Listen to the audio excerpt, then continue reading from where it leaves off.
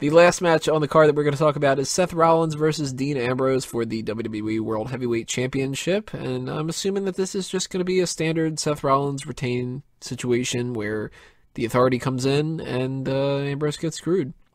I think if there is anything weird to this, there's only two potential options. Number one is Roman Reigns accidentally spears Dean Ambrose, because he's been involved in this quite a bit, and he's not wrestling on this card. Or Big Show comes back, and he costs the match for Ambrose. That was something I was going to bring up about Roman Reigns not having a scheduled match on the card. I definitely think he's going to play into this match somehow, probably accidentally screwing Ambrose out of the shot, but I don't know. I thought it was weird that Roman Reigns doesn't have a match. Go ahead, sorry. I forgot he doesn't have a match. Do you think they put him in the IC match? No way. No. He's above that. Plus, he'd probably have to lose because they wouldn't change it and just give him the IC title, you know? They would for Roman, if it makes him look strong. I'm thinking he's winning Money in the Bank. I hope not. I want to see him just win it. Just win the title itself? Yeah, just don't bother with the Money in the Bank. Just get to the top because you're that good, and win because you're that good. You don't think that there'd be, some kind of poetic justice? Yeah, the whole thing with Brock Lesnar match against Seth Rollins and he cashes in on him? I like it, but I just want to see him get the win that he kind of should have got at WrestleMania. So how do you think he'll play into this match? Or do you think he won't? I could see him making a save at the end of the match to even out the numbers. But Seth still comes out on top. I agree. Seth Rollins definitely retains on this pay-per-view. It's basically a placeholder feud. No major storylines are going to be advanced here, I don't think. The Authority is going to be heavily involved, as they always are. Roman Reigns will probably be involved, like I said. And I think this is just another step in the stalling until we get to SummerSlam. Man, so Seth Rollins retains. I'm hoping it's Brock versus Seth at SummerSlam because that match gets me fucking pumped at the thought of it. I love it, yeah. What would they do at Money in the Bank? What do you guys think's happening there?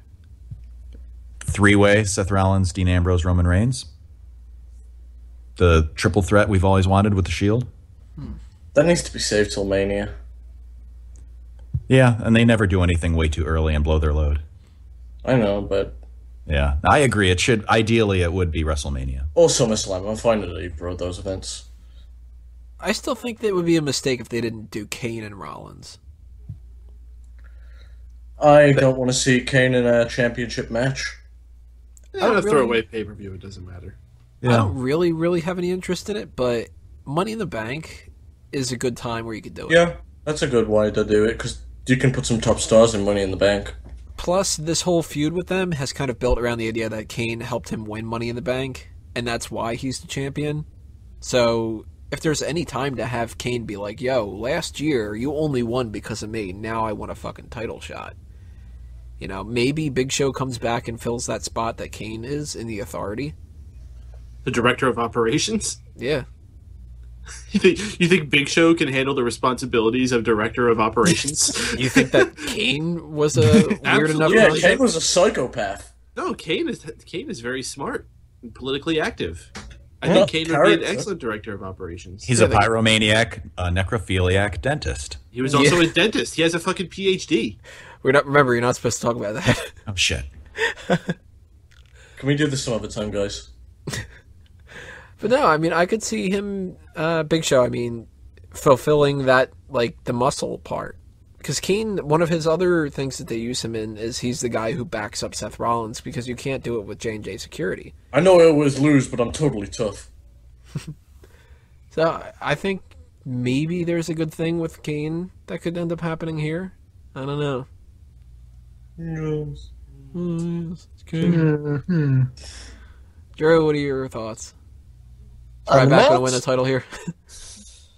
Listen, if I had my choice, Ryback would win all the titles, okay? So that is one. And every title he'd hold would be the big gold. But listen, to be completely honest, Dean Ambrose, he doesn't have a shot.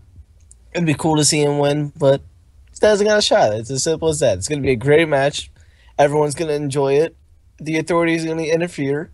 He signed a contract, yeah, but for the most part, Seth Rollins is going to win. So I'm more interested to see what they do at Money in the Bank than when it comes to this.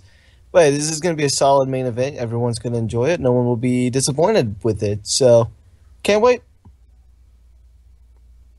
Any other thoughts before we move on, everybody? Aw. Nope. TNA sucks. All right, guys, as I said before in all the other parts, leave your comments below. Tell us what you think is going to end up happening here. And pay attention to smarkoutmoment.com, where we do the live coverage of this event, and chat alongside us with the little sidebar chat that we have going on there. Next week, we are going to review the Elimination Chamber pay-per-view, and we're going to do the mailbag as well. So those will be the two main events. But we still have one more thing to do on this episode, and that is the Fantasy League. Stay tuned for part 11.